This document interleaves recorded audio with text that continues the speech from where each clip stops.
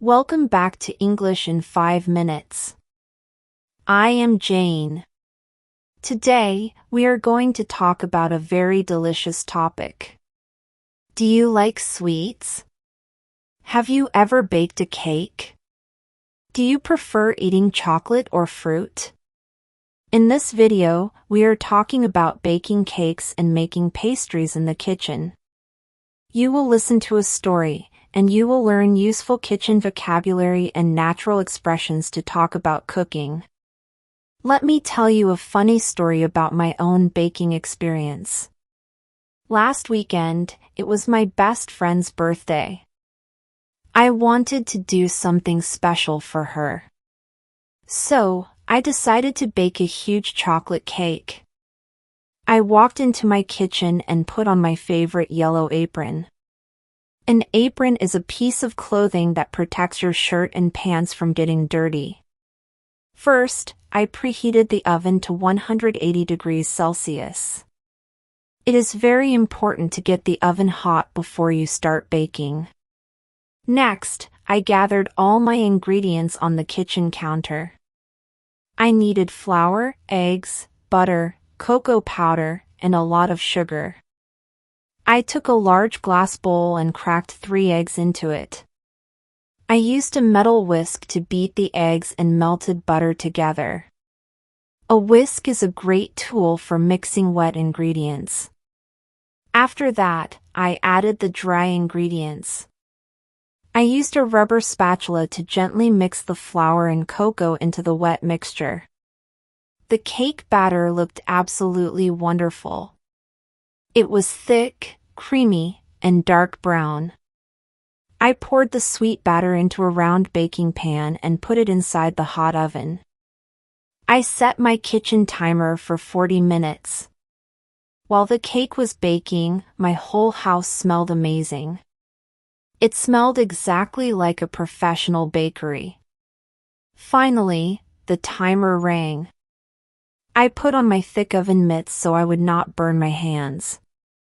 I carefully took the cake pan out of the oven. But something was terribly wrong. The cake was completely flat.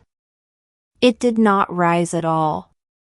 It looked exactly like a giant chocolate pancake. I was so confused and a little upset. I looked closely at the ingredients left on my kitchen counter. There was a large white jar next to the flour. I tasted a little bit of the white powder inside. Oh no! It was salt. I had used 2 cups of salt instead of 2 cups of sugar. I definitely could not serve a salty, flat pancake to my best friend. But I also did not want to throw it in the trash. I had to fix this problem. Suddenly, I had a great idea. I decided to make cake pops instead. I used my hands to break the flat cake into tiny pieces. Then, I made a very sweet chocolate frosting. Frosting is the sweet cream you put on top of a pastry. I mixed the sweet frosting with the salty cake crumbs. The sweet sugar balanced the salty taste perfectly. I rolled the mixture into little balls and put them on small sticks. My friend absolutely loved the chocolate cake pops. She said they were the perfect mix of sweet and salty. That funny accident taught me a very useful lesson. My tip for you is this: always read the recipe twice. And most importantly, always taste your ingredients before you pour them into the bowl. This story brings up an interesting debate. Some people think store-bought cakes are much better than homemade cakes. They say bakery cakes always look perfect, they never fail, and the taste is always consistent. However, other people disagree completely. They think homemade pastries are always better. Even if a homemade cake is a little ugly or messy, it is made with love, time, and effort. What do you think?